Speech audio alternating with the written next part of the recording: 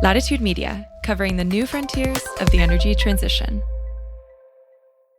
So, how do you guys describe virtual power plants? My favorite is Jen Downing, formerly of the DOE, called them the sandwich of the electric grid. Anybody have that beat? No. I mean, once you go head to head with Jen Downing, I feel like I just put down the weapons. Catherine, you had the famous phrase, storage is the bacon of the electric grid. Yeah, I was thinking that. This is a BLT if you're doing DERs and VPPs, right? Currently, I'm hungry, and this is just not helping. From Latitude Media, this is Open Circuit. This week, the grid is getting smarter, but are we getting smarter about the grid? Millions of homes now have smart devices that could theoretically work together, but most of them are not coordinated at all. Utilities have installed 130 million advanced meters for real-time control. Most of that data is underused or unused. And data centers are emerging as a unique flexibility resource, but there's no standard way to plan for them or pay them. The problem isn't technology. It's a mismatch between what these systems can do and what we actually let them do. So we're diving deep on VPPs, DERs, and AMI, all the acronyms today. How do we unlock their real value?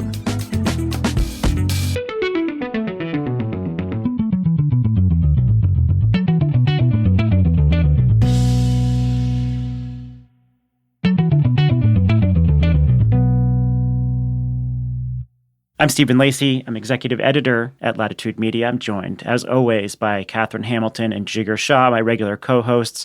Catherine Hamilton is the chair and co-founder of 38 North Solutions. Hi, Catherine. Hello. Hope everybody's doing well today. Excellent.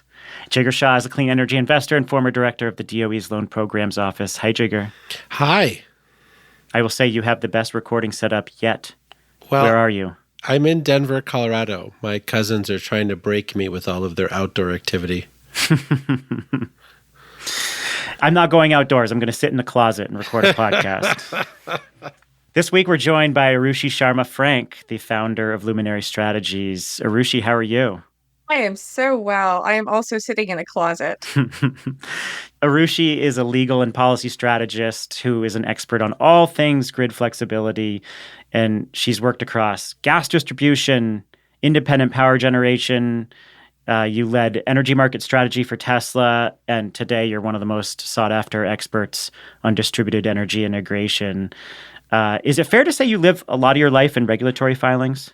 Actually, not anymore. I used to, but now I mostly live in Starbucks and in cars with founders of various firms that are trying to solve for our technology and grid challenges. I think in the past year, I've been on the road more than I have in the past 4 years, mentoring companies, mentoring executives. And then it all comes down to it's me and a marker board. If you ask any of my clients, like if you talk to Zach Dell at Base, he'll say, Rishi showed up in my office before the office and whipped out a marker and then marker boarded all of ERCOT for us in 10 minutes. I've been doing a lot of that. So no, quite the other side. But I do like to train and then mentor regulatory teams and get companies to hire the right people for regulatory strategy very early in the game instead of, waiting and pretending that they never have to do that work. You got to be in the dockets. So I feel like I need to ask you a question that I'm sure you get a lot. Sure. Which is how do you go from the gas industry into hardcore into DERs? What was that trajectory? And as the DER task force, people like to say, when were you DER pilled? When I was DER pilled, right. So I think that I've always been a integrated thinker. Actually, integrated problem solving is a whole scientific discipline, right? So I started my career as a scientist who realized that putting STEM into policy advocacy was the smart and the right way to do things. And once you put yourself in that space, you move through the world as a problem solver in a space that is much bigger than the silo of any one fuel type or technology type. And it just became really just apparent to me really early that you're not solving for one problem, you're solving for a system. And that's actually what systems engineering is. And so now in my world, some of the days that I do go into regulatory filings and read them, I read a lot about integrated system planning, how different utilities are thinking about it. We're going to talk about that a lot today, but the science of looking at a problem statement as a multivariable problem is the heart of solving our biggest challenges, right? In any industry, in any piece of what we're trying to accomplish as a society to make America great again, strong again, happier, safer, wealthier.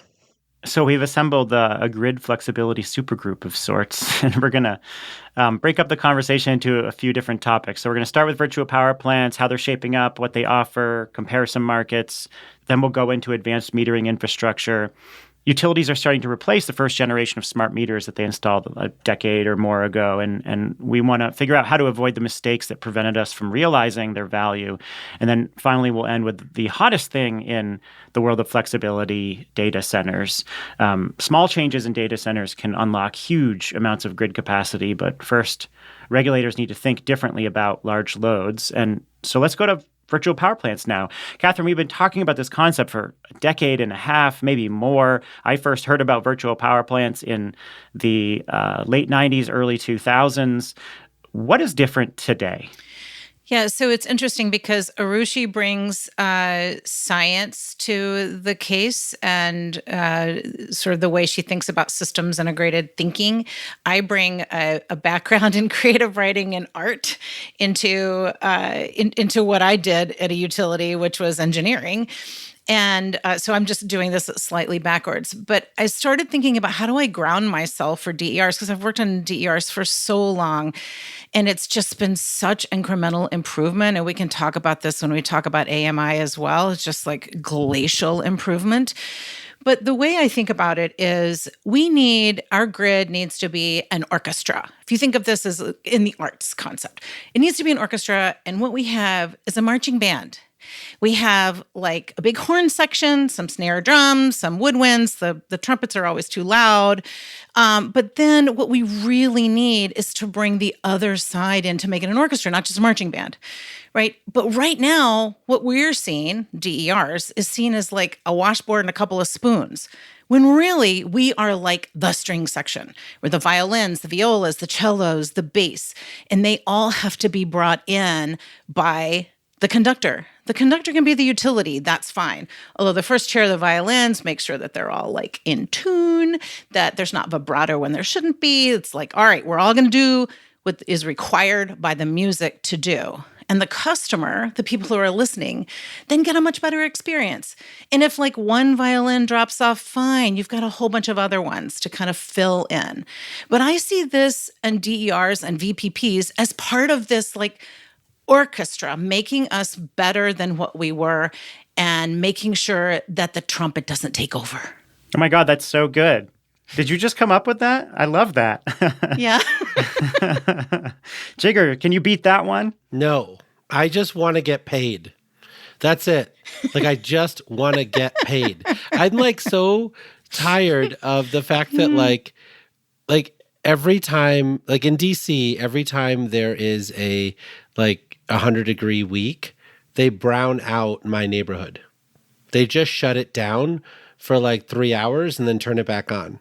Like, that's their form of DERs, right? And I'm like, why don't you just pay me to not like charge my EV during this time or heat up my water during this time or whatever it is? And I'm just like, I just want to get paid. Okay, you wrote this piece back in 2023, Jigger, for Latitude Media, outlining this tale of two utilities. And you gave examples of a utility that's doing it right and a utility that's doing it wrong. You know, a utility that's actually taking advantage of VPPs and a utility that ignores them. These are theoretical utilities, but can you just like break down what it looks like when this is done right? So basically, what's happened since the 1970s is that everyone got air conditioning.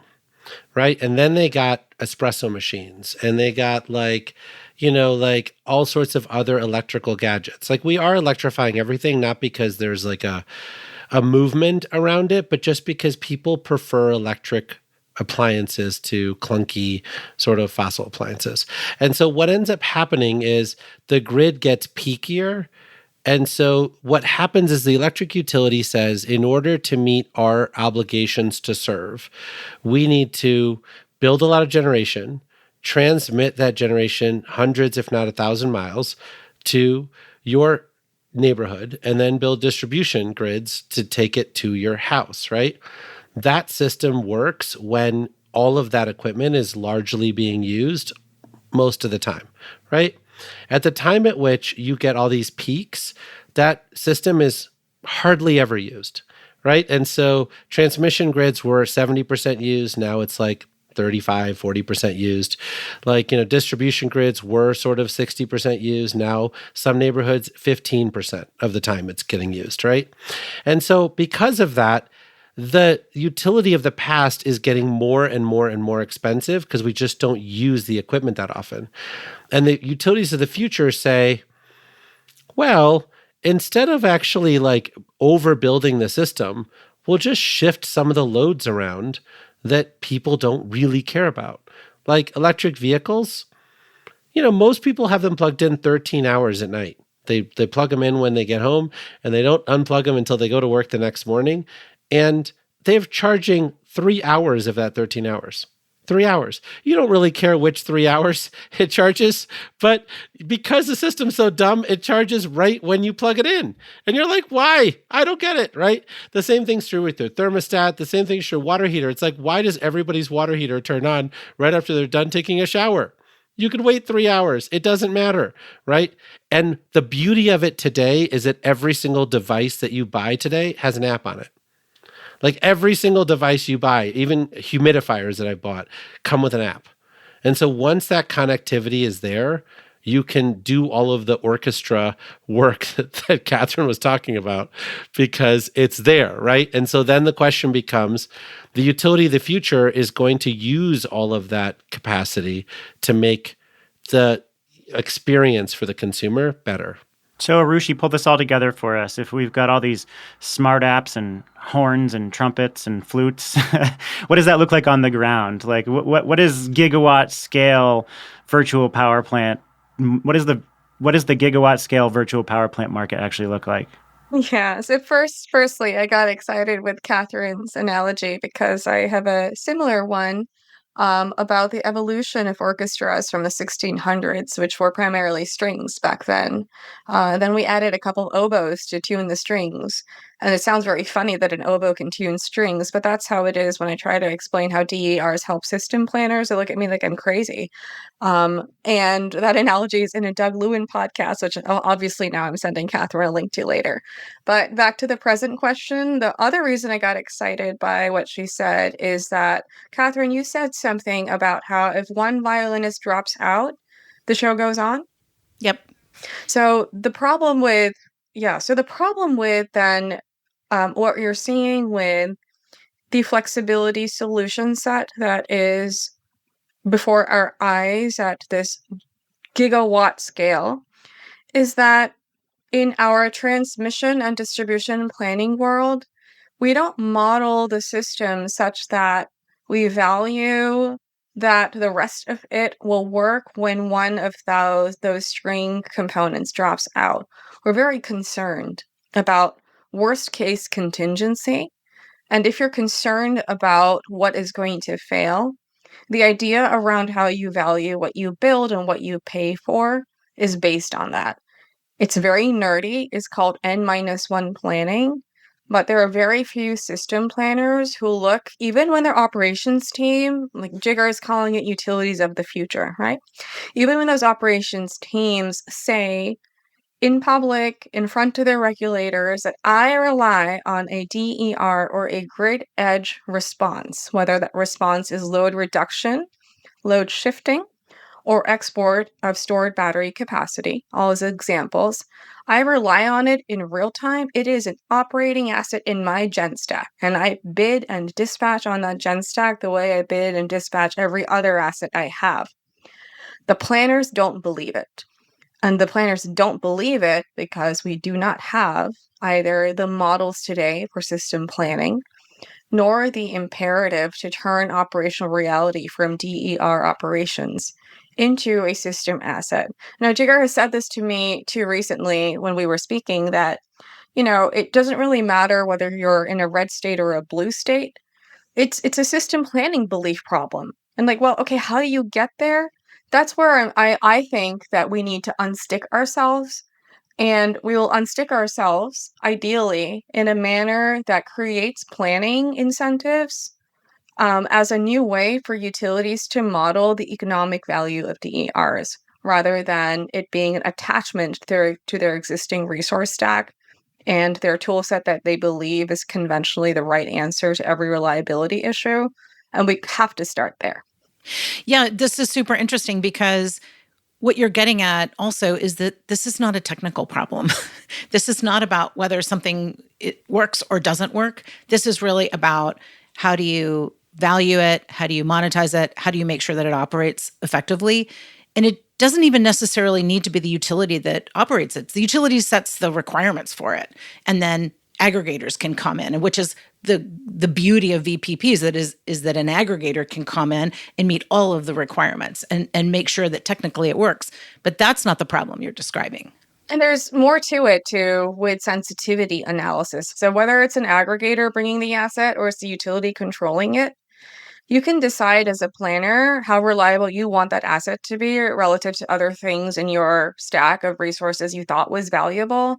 And you can make some shots and calls on that, which make the whole thing appear uneconomic and uninvestable in the first place. I mean, I do think that part of this challenge that we're in right now is that the utilities really have no choice but to look at VPPs as part of this stack, as Arushi's talking about. And the companies that are in this space have not yet pivoted towards understanding that there is a different level of sophistication required if you're going to be determined to be infrastructure, right? Like if you're sort of to the side, then you're like, well, it could work, not work, et cetera. And you see this in spades with the residential solar industry, right? Where they sort of just do it, they sell, they do the stuff. And then if someone's system doesn't work, they take a week to fix it. It's like, well, whatever, we might be able to do it, whatever. But like, if you're actually going to rely on those batteries every single day to make sure that people have a good experience, right? Which is what they do in Puerto Rico. Like you actually have to have 3-hour response times. You have to actually have an infrastructure like system by which you maintain all those assets and make sure that those assets are available when the utility needs them by circuit, right? So if you have a lot of assets not working on this circuit, but all the ones on this circuit are fine, that's also not fine, right? Like it's still like 98% uptime, but the 2% that are not up are the ones on the most sensitive circuit, right? And so I do think that the people in our industry have the capability of meeting the standard, but they have to want it and they have to understand what they're actually reaching for. And some people do, and many people don't. But the utility also has to allow it. There are a lot of utilities and regulators that don't even allow this. Yeah, and that brings me to another scene-setting question.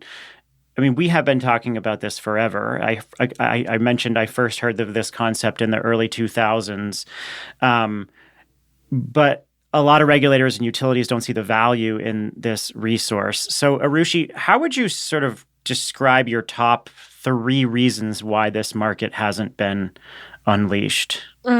Well, one of them is that when a VPP construct arises as a result of consumer-led and consumer-financed choices, it becomes like a dirty Velcro sticker to the utilities' fundamentals and how they allocate and raise for planning resources for their system.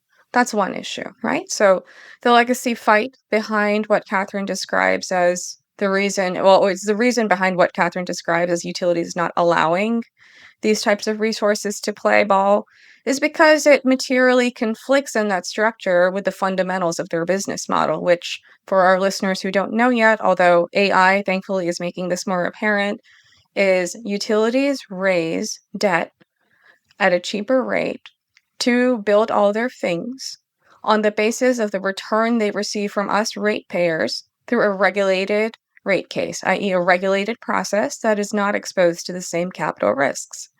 Then they build stuff. And it's amazing when they can build the right stuff. And it's not that great when they can't build the right stuff. That's one. The second one is the inherent problem in how they are allowed to even recover on what they can build, right? And that is software and operational work that makes them as a sector more creative. They cannot recover on the equity side for major expenses in conventional regulated markets when those expenses are not related to capital, they're related to a thing that is considered operational or OpEx. Software is a big piece of that. When I worked at Exelon, this was one of the things I was struggling with. I worked on the generation side before the spinoff and in generation compliance. And I was helping build an internal system that was designed to bring all the other legacy systems together because it's too hard to try and rework the whole thing, right? And I've had the same issue at Tesla when we were trying to build out the retail electric plan. It's like, okay, if we're trying to do this in a certain utility area, we have to kind of tackle their legacy software issues. And there aren't like great ways to get those systems to play ball at the level you need for massive expansion of like a smart orchestration strategy for DERs. I think that's two.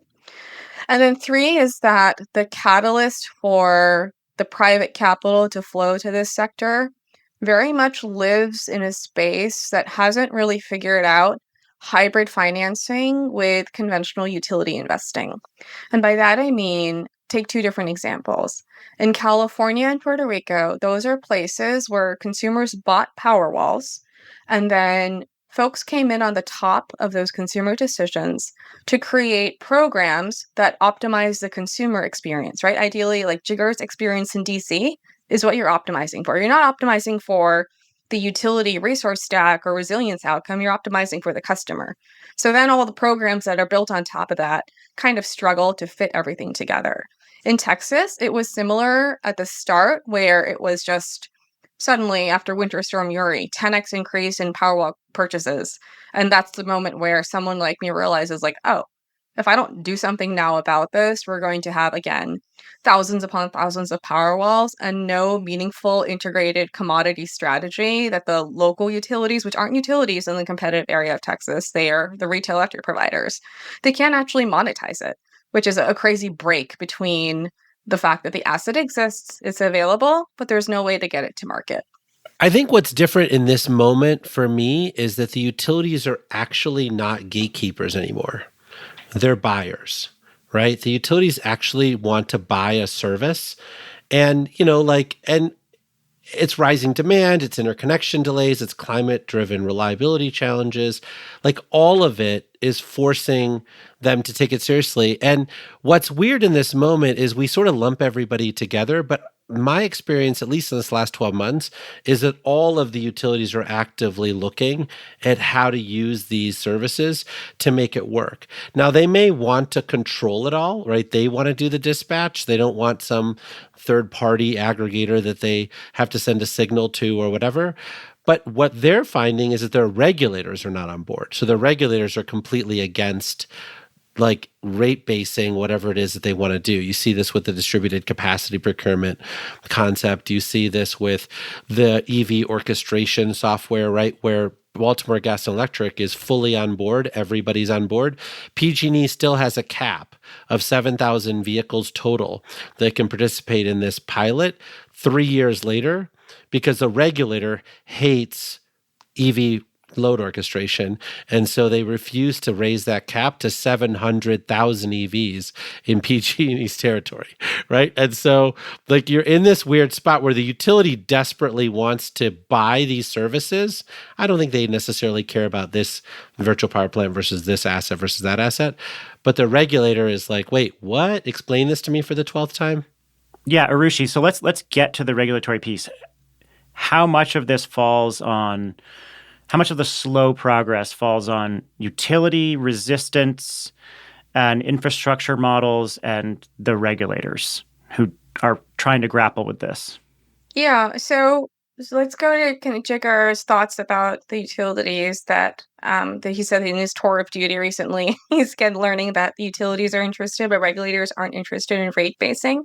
So pull it back to the concept around there's utility cost of capital and then there's private capital. And when utilities do things conventionally, they ask their regulators for a return.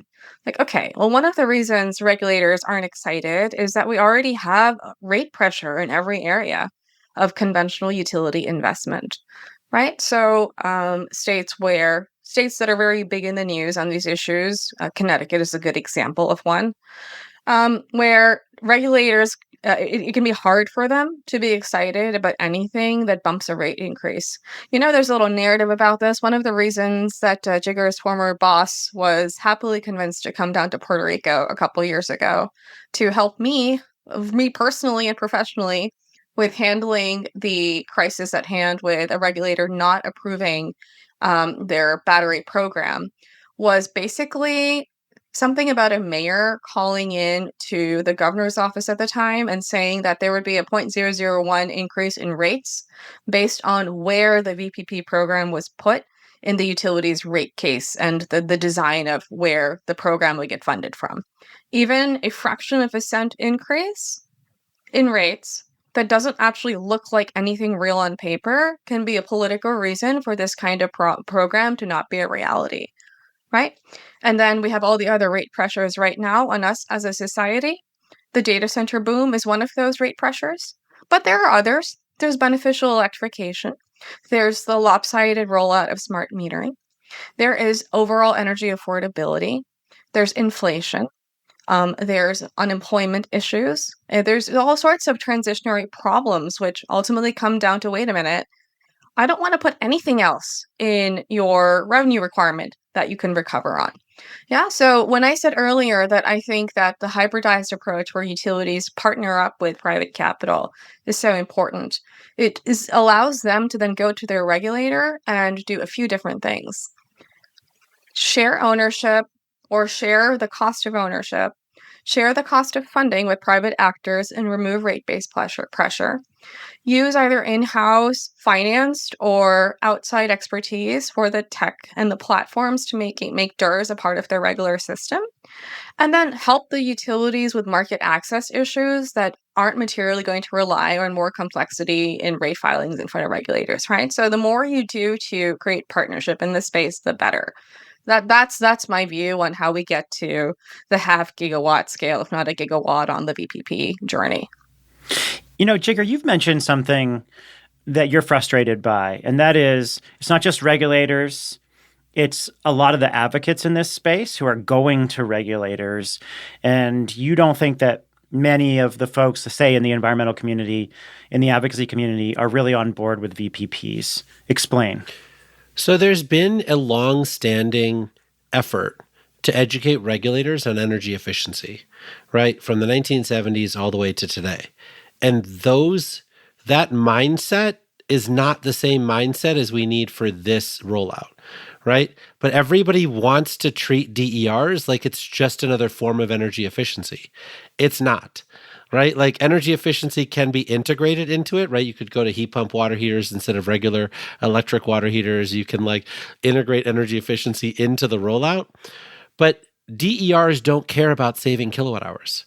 DERs only care about time shifting. Right. And so the energy efficiency layer that people are completely set in right now with the regulator and with the advocates is what is confusing people. And you see this in spades in blue states. Right. So California cannot get out of its own way because the CPUC is we just have to send them the right price signal. If we just make it $1 a kilowatt hour for them to charge their EV at the wrong time, they'll just shift.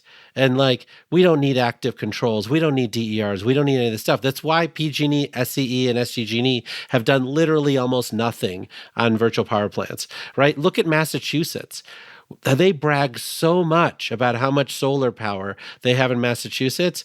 The amount of DER and VPP integration there is horrible. And you've got National Grid that is bragging about how desperately they want to do more VPPs. And so and the DPU in Massachusetts is run like an iron fist by the governor. It's not it's a separate judicial body, whatever. This could be fixed, right? But instead, where are we rolling this out at scale? in Texas and Florida, right? And you're like, what? What are we doing here? How is it Texas and Florida that's doing it first? Yeah, so I would just point to RMI's VP3 report for 2024. And, they 10 utility commissions over the last year, and DC as well, took action to expand VPPs.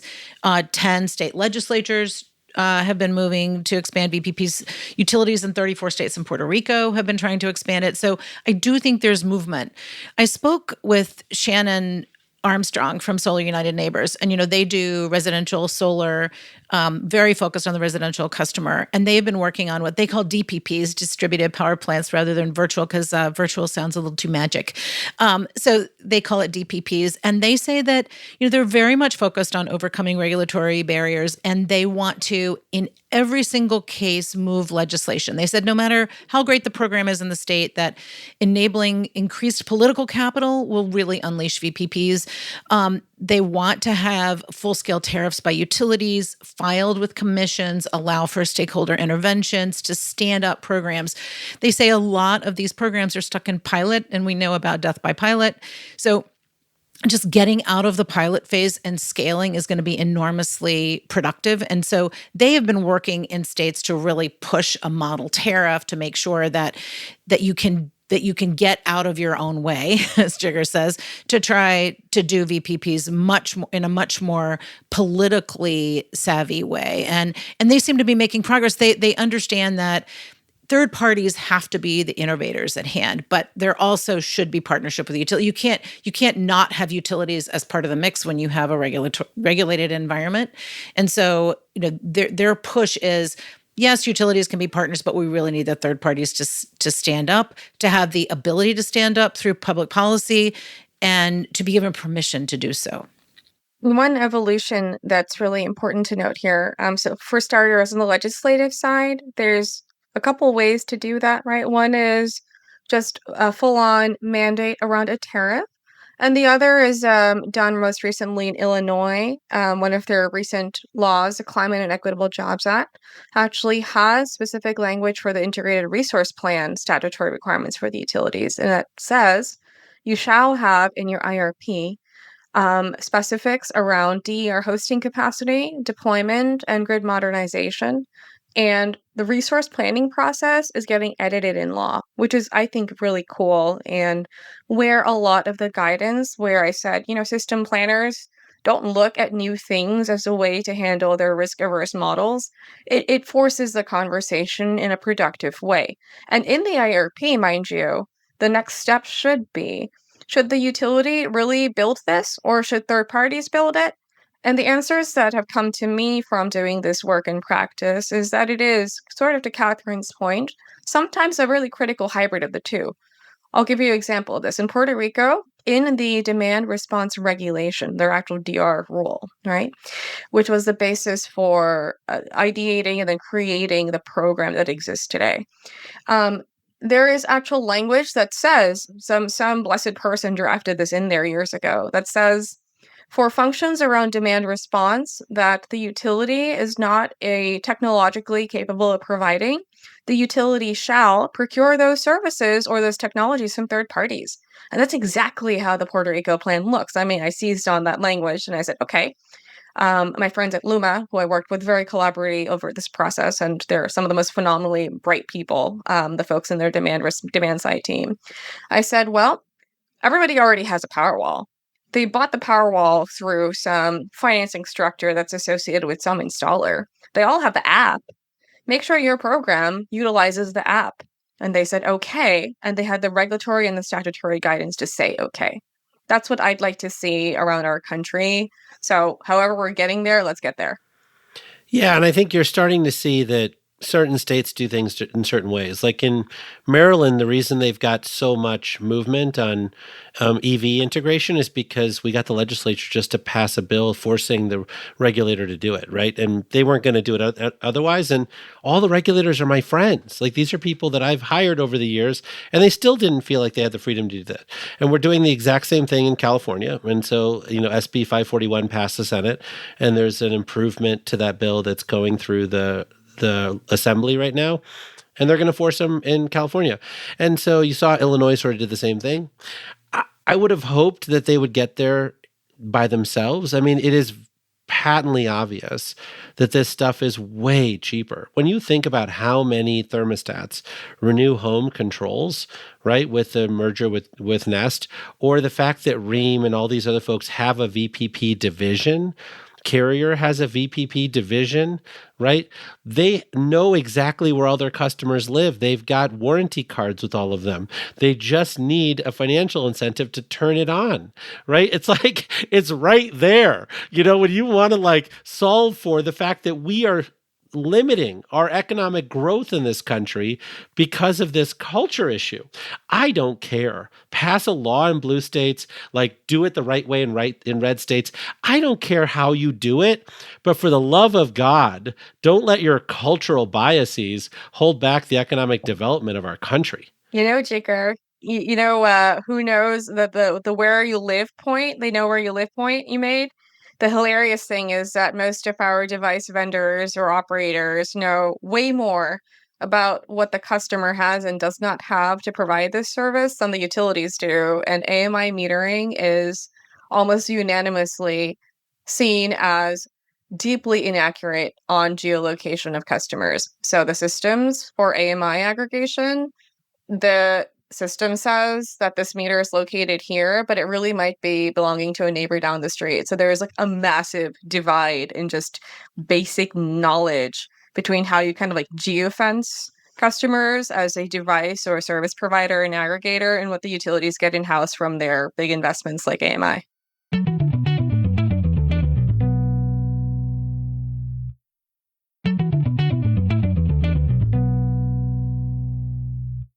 You've talked about framing virtual power plants through the lens of the customer damage function, Arushi. Can you simply explain what you mean by that? Yeah, of course. This is something I teach in my classes too. So it's a graph that gets drawn a lot. So if you're on Wikipedia and you look up a term called value of lost load, you'll see a graph that has a basic function assigned to the graph, right? It's going to be a curve or just a traditional demand curve.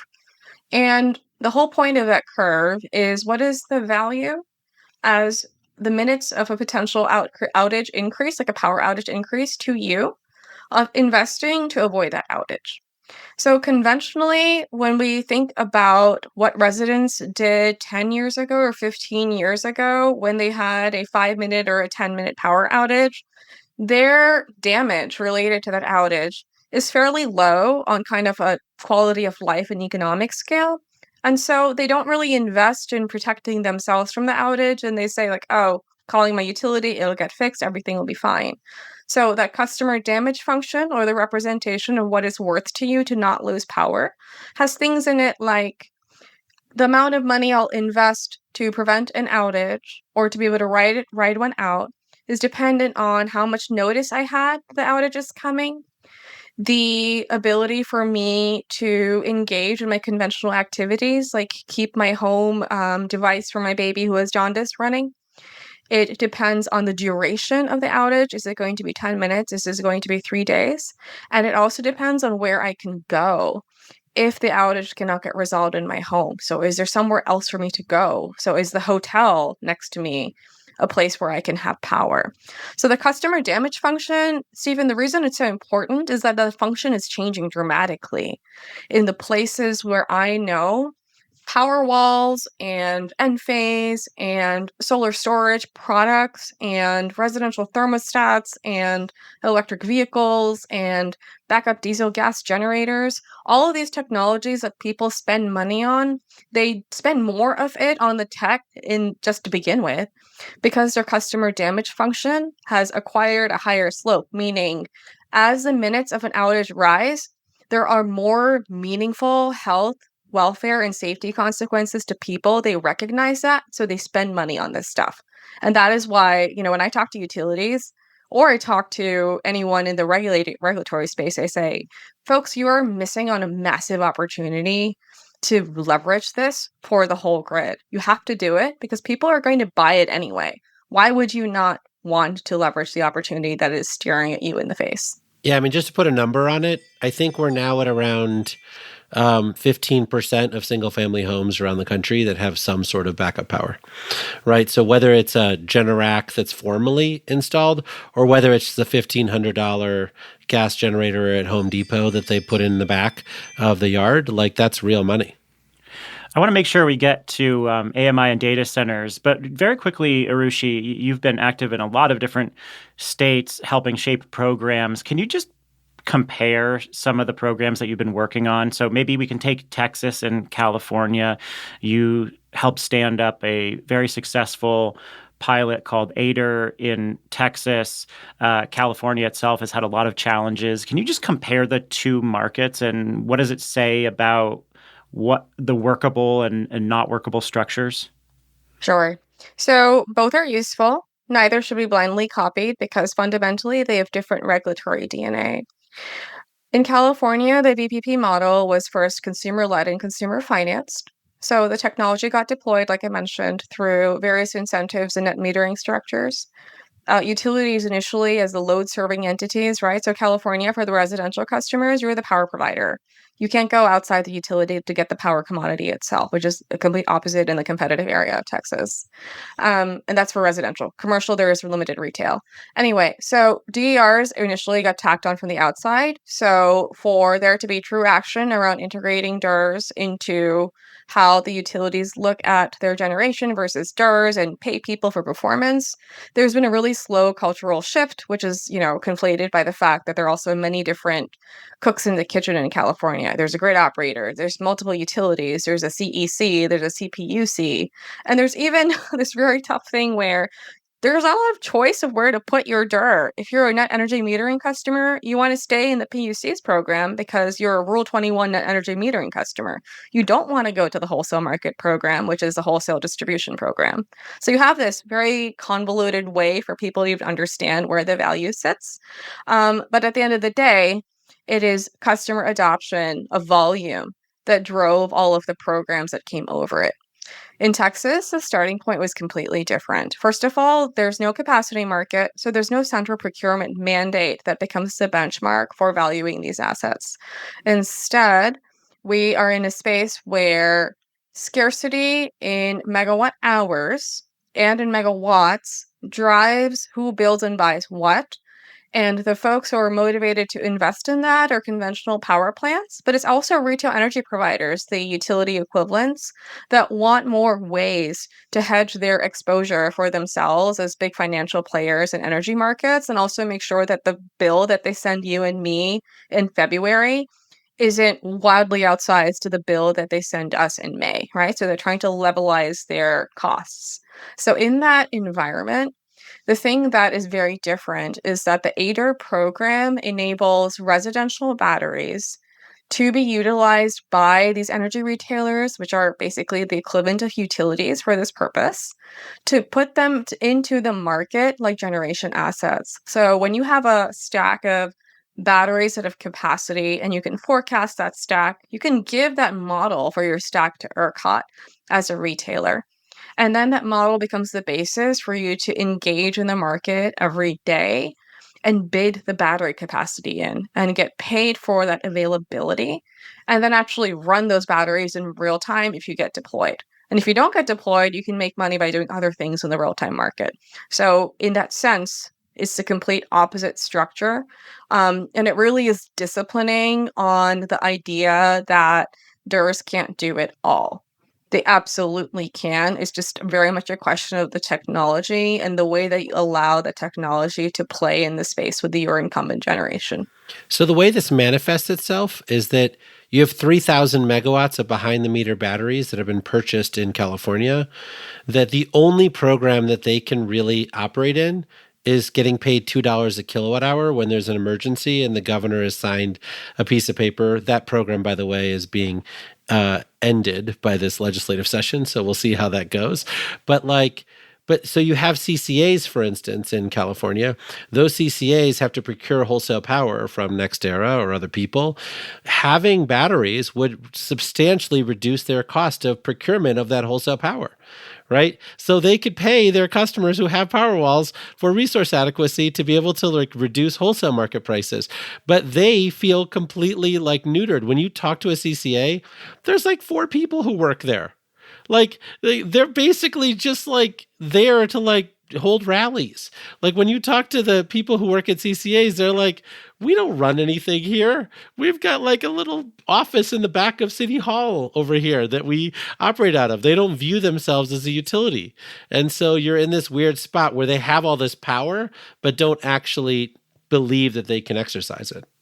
That reminds me.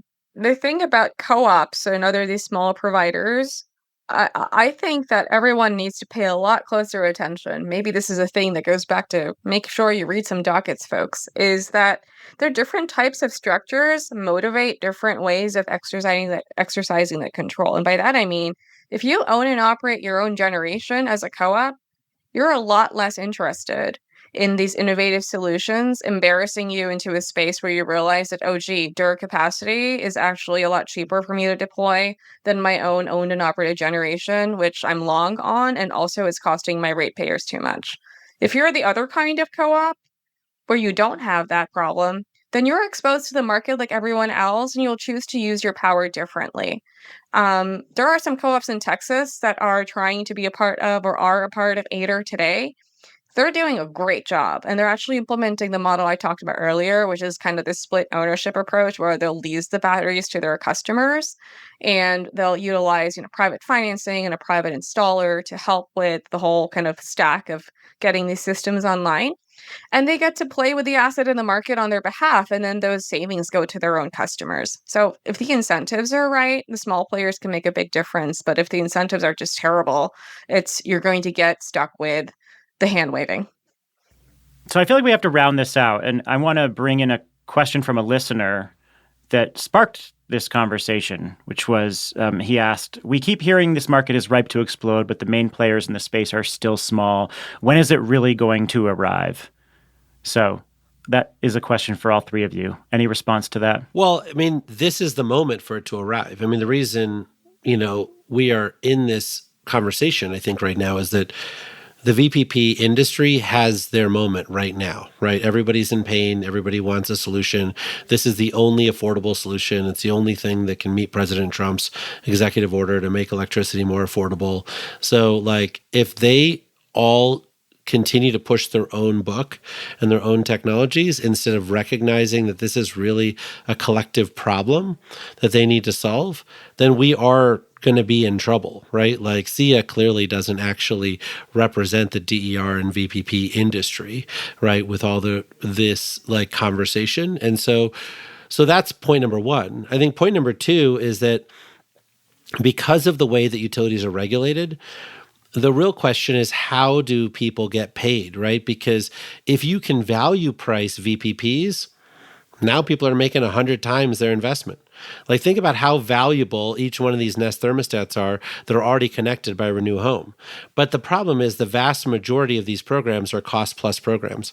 And so everyone is saying, well, it only costs you $100 to do this, I'll pay you $105, right? Even though the value of what they're doing is worth $10,000. And so that's why you're seeing so much deployment in Texas, because you literally see people with negative electricity bills, right? People will publish their negative electricity bills because they were able to take a kilowatt hour that was in their Powerwall that they charged at 8 cents a kilowatt hour and dispatched it at $5 a kilowatt hour. And so they're like, this is amazing. I'm getting paid, right?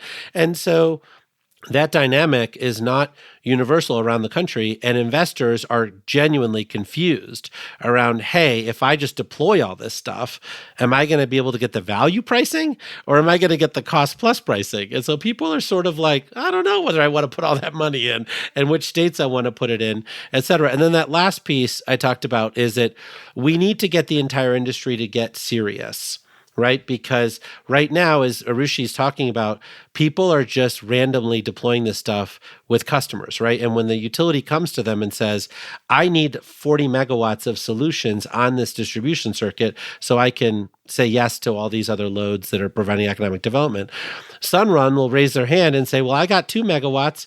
And then the utility will go back and say, well, do you want to get the other 38 from me? They're like, hell no. Like, I'm not interested in solving your problem. I'm interested in getting paid for the 2 megawatts that I have on the circuit. I'm not interested in finding the other 38 megawatts such that I can, offset your need to upgrade the distribution circuit, right? And so at some point, if your infrastructure, well, then the industry has to solve the problem. They can't just say, well, I've got 5 customers. Like, I hope that's enough for you. Well, that sounds like a business model problem. That sounds like, what are they getting paid for? Because Sunrun has about 650 megawatts, 17 power plant programs that they can dispatch. And they're going to activate about 130,000 home batteries. And those are in states that allow them to do that. So Texas, Arizona, California, New York, Puerto Rico. But I feel like if you can get more of those folks, get the right policies in place, get the right price signals in place, they're going to come. They know how to do this. Sunrun and others know how to do this as well. We just have to give them permission and the right price signals to do so. If we're going to procure a grid asset, it needs to be in a procurement process for a grid asset, period. Everything else that flows from it, the argumentation of whether Sunrun can do it or a third party integrated to a utilities, program can do it, it doesn't really matter to me.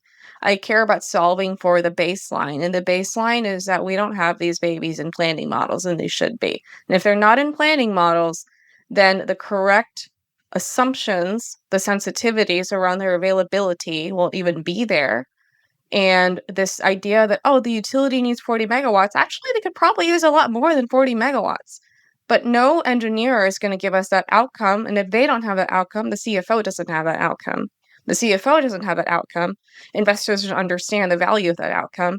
And you can sure as then bet that no regulator is going to approve a IRP or the equivalency in a system plan that motivates that outcome. And when I say that outcome, I mean the benefits outcome, right? So for DERS as an industry, we have to get away from doing the same old boring cost plus analysis. To Jigger's point, it's a value-based exercise.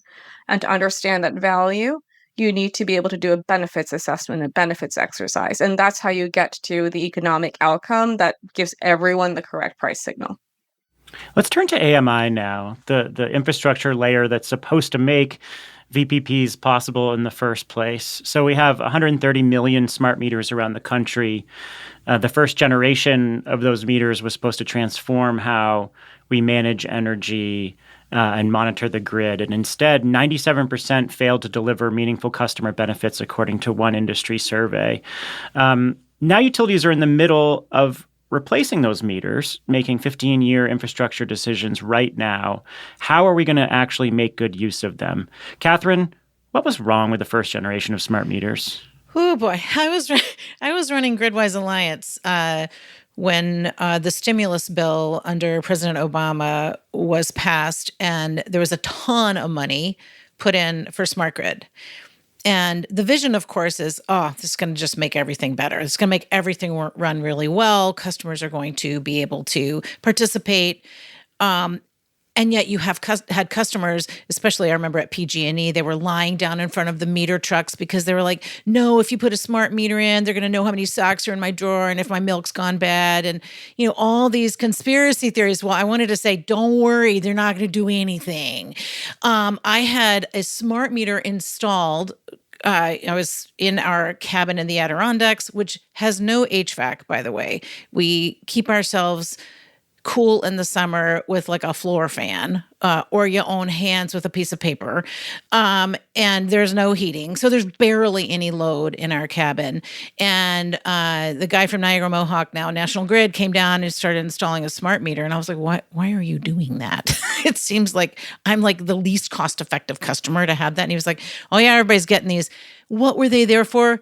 For ease of meter reading, so they didn't have to come down and read our meter, probably for maybe more accurate meter reading, so you could make sure that you weren't having a lot of theft on the line.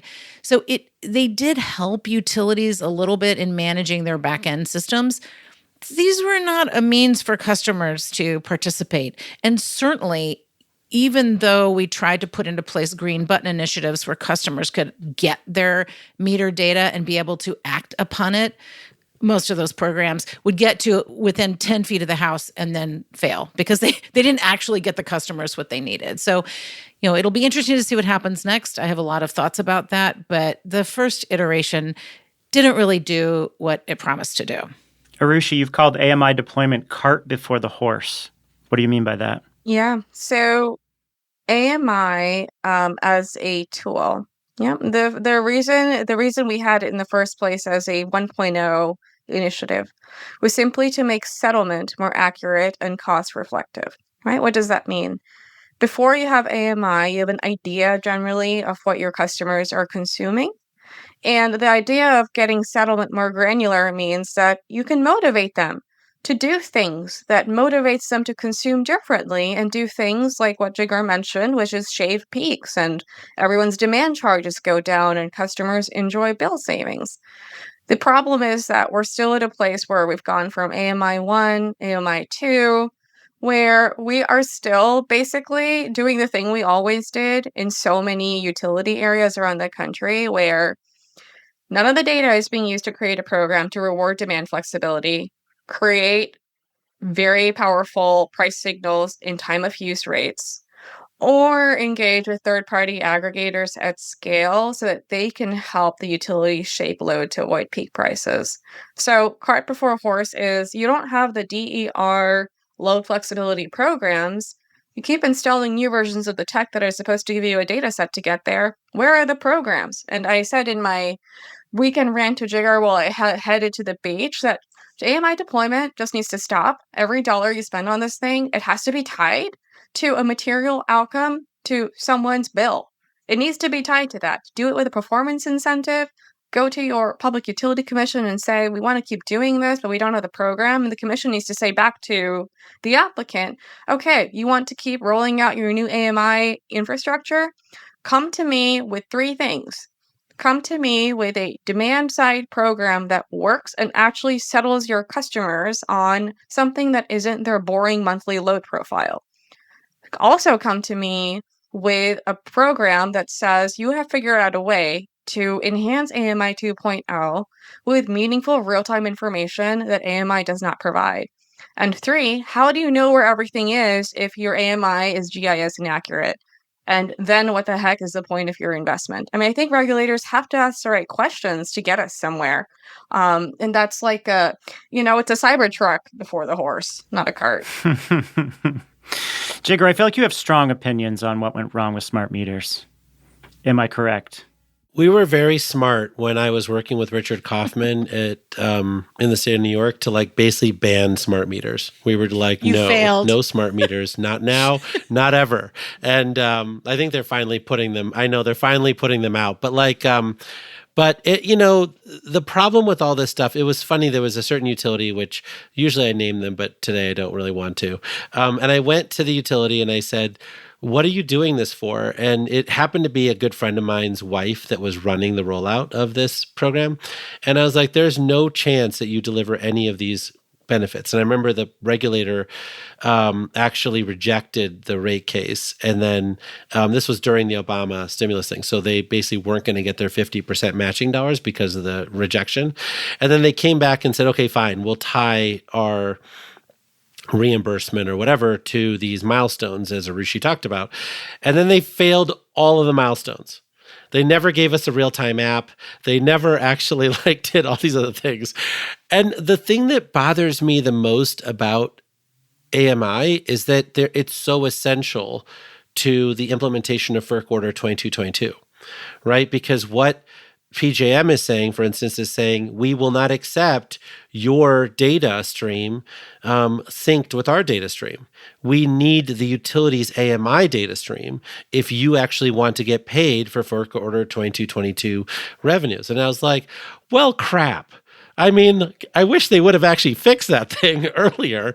And now, when you ask them, they're not really that interested in fixing it. That's the thing. It's when you talk to the utilities, they're like, Well, we'll get to it. I don't know when we're going to get to it, but we'll try to get that data for you. I mean, that's one of the things that Texas did really well was a lot of these meters actually had this communication capability built into the meter.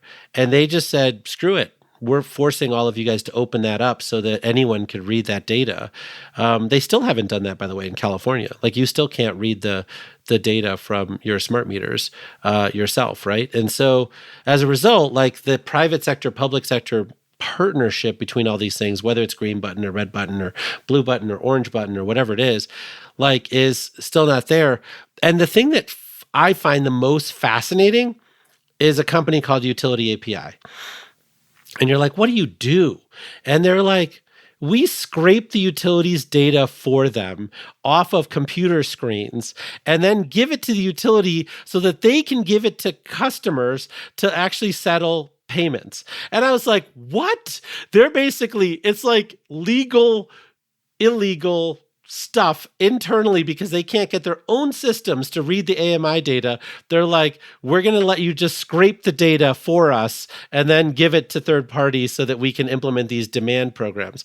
And I was just like, how did we get here? And why am I going to be at all supportive of this next generation of AMI rollout? Yeah, I spent a bunch of time talking to Michael Murray from Mission Data, and his whole project has been like, allow customers to own their own data. Even in New York, they don't own their own data. Like once you let customers own their data, then they're able to give that data to aggregators and let aggregators run virtual power plants, manage what the utilities are not able to do, and let the utilities use their meters for what they need. They need to have a business model for it, but you need to give customers access to the data and ownership of it. So, Arushi, you talked about some changes we need to see. Loop this back around to virtual power plants more explicitly and DER aggregation. Like, what do future AMI deployments need to look like? How should they be redesigned to make DER integration, VPP aggregation more effective? So I'll give you 5 things that I thought of. More real-time grid visibility. AMI is not sub-second. It doesn't capture voltage, fault, waveform type data, things that help a utility decide how it wants to upgrade its infrastructure or avoid that upgrade by utilizing a behavioral profile for DERs or other big assets on their system to help them create that real-time benefit to their system, right? So if AMI doesn't do that, they need AMI plus. They need some other type of technology. It's typically low-cost sensors that can be used for that purpose. The other thing is geolocation accuracy. I mean, if you can't map AMI data to the right transformer, then your utility on a VPP project, if it's interesting to them, what is the source of truth on how, let's say, grid export from batteries is affecting the transformer? A lot of hesitation that I get from utility engineers is there just lack of understanding on how concerted exports will impact a specific low voltage feeder.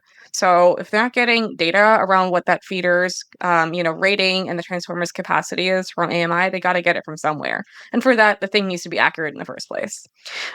And then, of course, there's non-meter DERs, right? So there's all sorts of other things happening in VPP space that aren't necessarily associated with the AMI meter, right? And if that is invisible to the utility, then your program needs to motivate behavior from a consumer that is independent of AMI data. The perfect example of this is what Jigar mentioned, where people plug their cars in at night and y'all are charging for the next 7 hours. That's crazy. You don't need to do that.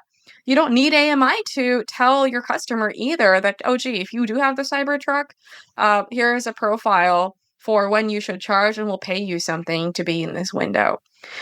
Finally, what AMI is not, and it never was, is that AMI is not a DERMS, right? So DERMS means Distributed Energy Resource Management System. Pretending that AMI is a DERMS is like getting a second grader to fly a military drone. It just does not work.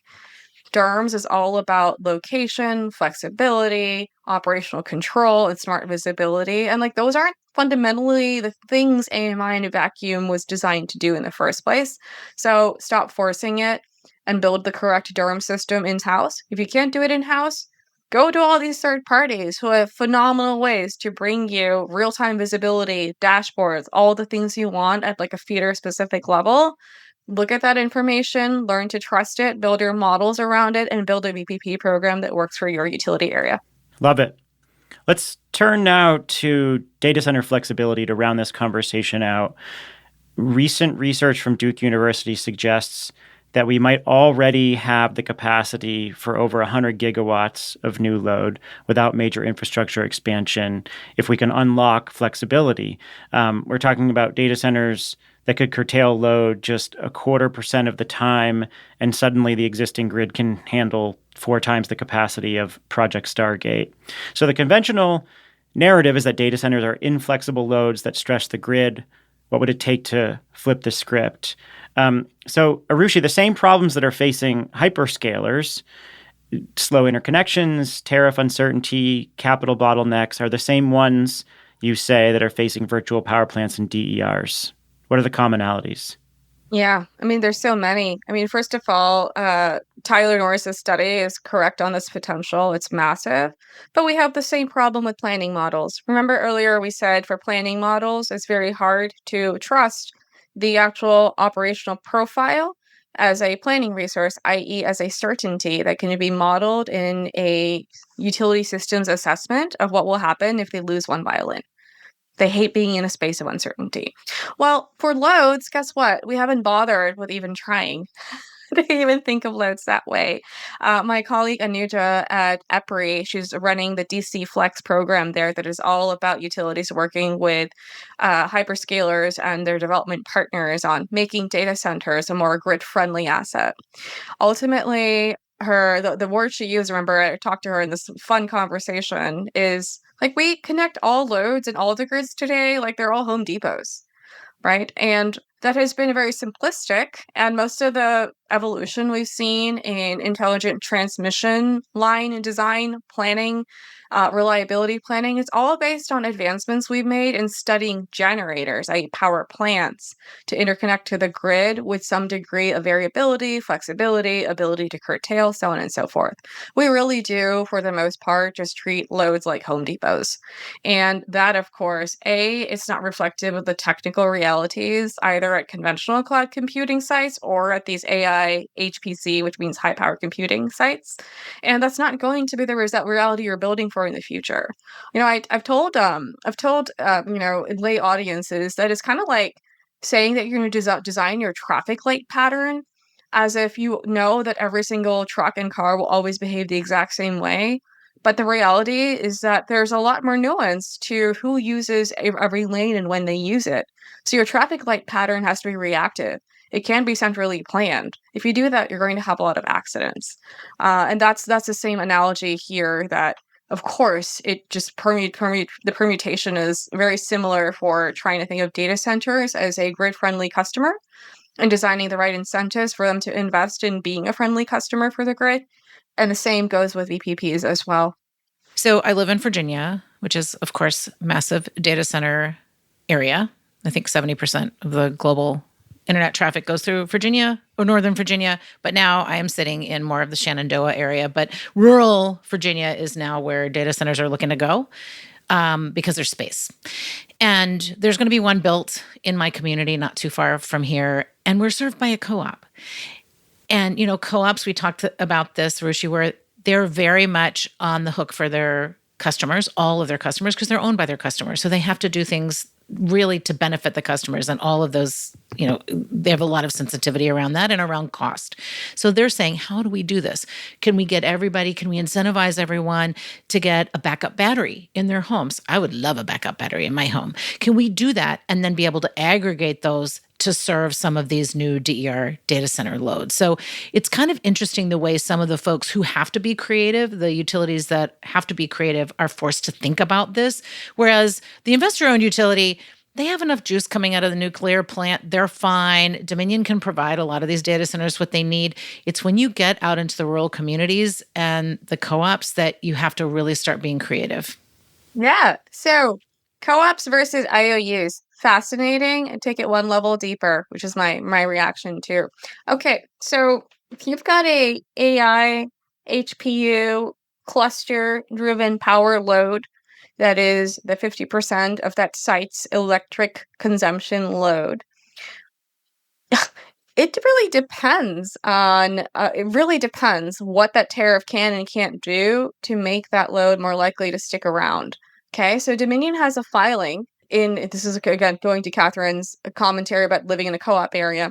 The big utility Dominion has a filing for a new tariff design that obligates data centers in their service territory to a 10 plus 4-year PPA, meaning power purchase agreement, and they have to buy a certain amount of power for a certain amount of time, essentially, right? That's the structure. And so when you look at PPA world and like how we think about as originators of power and how we manage the risk of how we consume power, that type of tariff is very different than the kind where the IOU has a smattering of large resources that the general rate base pays for, and they're allocating only some of that to a potential data center customer, and the rest of it is just getting allocated to the general rate base. Because those two are so different, they're obviously going to have some site selection bias with the compute customers, but also PPA risk varies dramatically depending on what kind of tariff you're looking at and what kind of data center you are. Because I just mentioned the compute centers, conventional compute, are different than the AI HPC campuses. Only one of those two really has a risk appetite for a 15, 20-year PPA. You can guess which one. It's the conventionals. For the rest, there's so much change going on in the technology itself. What is the technology I'm talking about? What makes a efficient data center? The power infrastructure, the cooling and HVAC, server and rack, security and facility, monitoring and control. There are all of these different levers inside this site. And to top that off, training and inference, like, gee, we don't know. I don't know that anyone has ever told me that one AI HPU site is going to do the same thing or close to the same thing for 15 years. So there are a lot of mixed signals that need to be sorted out. And Stephen, I know I mentioned this to you. When I look at the tariffs out there today, it feels like a hodgepodge because it's hard to understand what is the incentive you're sending to a data center to size itself and price its PPA risk appropriately to match what it is that would benefit the grid, benefit the site, and also not create undue burdens for ratepayers. The thing that excites me so much in this moment is that I just wrote a piece for Utility Dive on, the Midwest Independent System Operator. When FERC Order 2222 passed and other things occurred, the MISO was like, we are never going to change a damn thing about the way we operate our ISO, right? But today, they just got like a FERC ruling that said that their updated interconnection process using AI-based tools like Pearl Street have been fully approved. And they are like leading edge now compared to all the other ISOs, right? They also have this historic opportunity to integrate all of these data centers because they all want to be in the MISO because of like all this excess wind power and solar power and stuff that's there. And, they're going to need to aggressively use DERs to be able to integrate all of that, as Arushi was talking about, right? That we sort of let generators do all the flexing and the loads can do whatever they want, right? But like as we move to this vision of loads being just having the same level of dexterity that we have as supply, that then necessitates these rules around tariffs and all these other things. And when you talk to the data center companies, they don't care, right? Like when you talk to our energy people, fine, they care, but they're not in charge of Google or Microsoft or Amazon or Meta. For God's sakes, they just cobbled together 31 random natural gas generators in Ohio to try to power their data center, right? And so making these things the rule and saying, if you are going to interconnect, you're going to be flexible in this way. And I don't care how you do it. You can turn down your data center. You can figure out a way to like co-locate batteries at the site and then, take yourself kind of off grid. I don't care how you do it. Then, you go to the CEO of Microsoft and he's like, whatever they want to meet the tariff, just get that damn data center online in 18 months, right? So then it happens, right? But I just think that we use all this logic and like, here's why this is great. Here's why this is important. Here's why this is thing. Like, as far as I'm concerned, this is the only way we're going to get MISO a crap load of data center load, which they need. Because honestly, when you think about how MISO is constructed and all the coal plants that are over 50 years old that are going to retire regardless of what President Trump says, like, they need this next generation flexibility. Right? If anybody needs it, it's MISO, right? And so that's what I wrote up in Utility Dive. But also, like, this is just like how this whole thing is going to come together. And so I appreciate the expertise that Arushi brings to this. Like, Lord Almighty, she's been my saving grace for the last 4 years, educating me all along the way. But now we're in implementation mode. And this is the moment. All of the companies need to like put their big boy pants on and figure out exactly how they're going to meet this exact moment, because they're never going to get another one like this. If we could wrap all of these three topics together and say, here are the three major changes that we need to see to unlock this flexibility across the grid, what would you want listeners to take away? Arushi, are there three distilled points that you could make? Like, here are the structural changes we need to see. Let's give it a shot. So, structural change number 1, align government and governance at the state level with the objectives of all of the electricity providers in that state, right? I look at every system as it is today. I don't try to pretend that I can fix everything and everything will be different and better in 5 years. Look at every state as it is today, wherever it is that you're trying to do any of this work, and ensure that there is commonality and a common thread of efficient grid design and human welfare that is running through the messaging from our governor's office, the state commission, and all of our legacy incumbent and or new electricity providers. That's one. I think that's huge.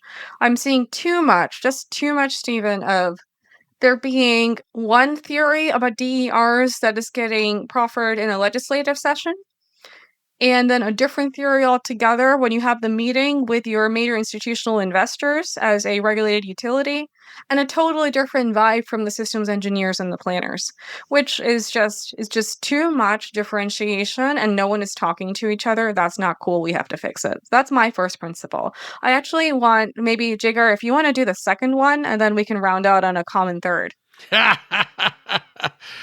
I think that we are stuck in a place where we have got to use what we've already paid for more efficiently, right?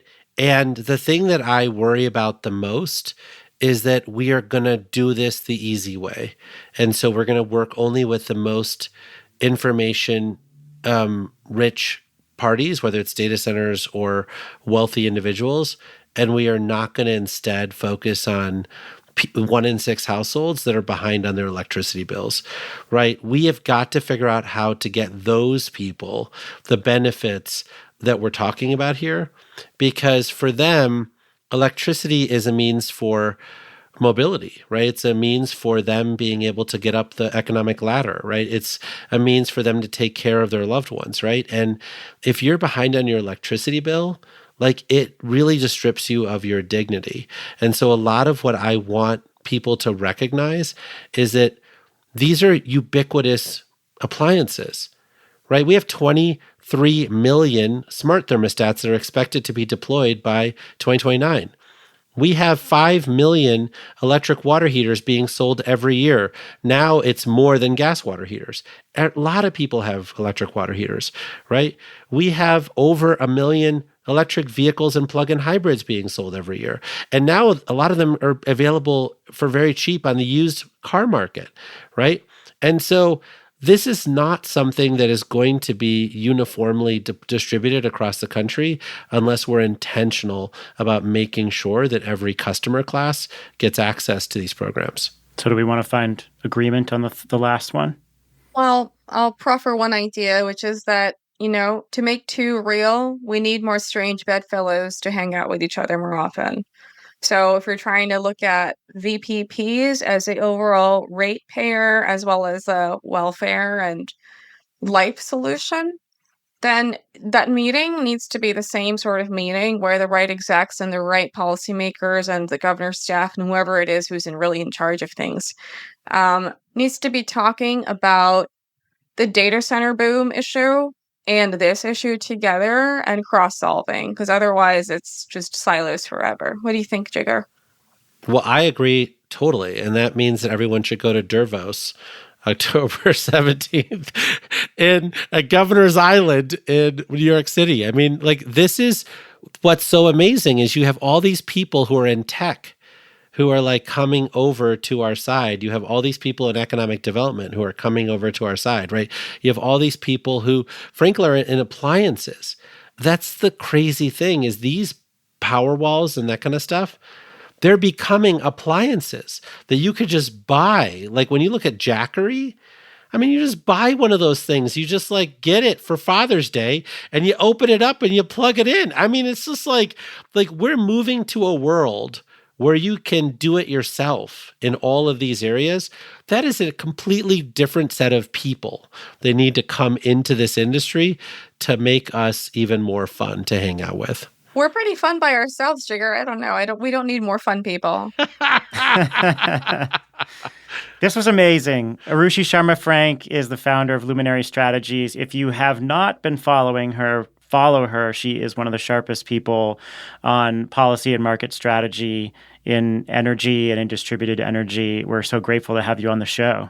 I am delighted to be here. On the next pod, I get to sing songs with the word jigger in them. Some of those are very racy.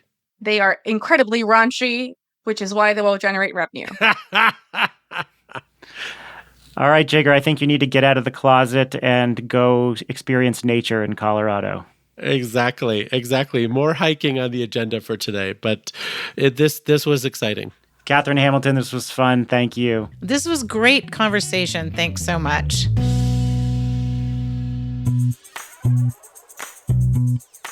Open Circuit is produced by Latitude Media. The show is produced and edited by me. Sean Marquand is our technical director. He wrote our theme song. Ann Bailey is our senior podcast editor. The show is hosted by Latitude Media, and Latitude Media is supported by Prelude Ventures. If you like this conversation, you find it valuable, pass it on to your friends and colleagues and give us a rating and review anywhere you find your podcasts. And for more in-depth reporting on all the topics we discussed today and on our show, sign up for Latitude Media's newsletters. We've got a few there for you. And just hit the subscribe button at Latitude Media. You can find transcripts there as well, so you can read through this conversation if you need to cite something. And you can find this show anywhere you get your podcasts. We will see you next week. Thank you so much for being here.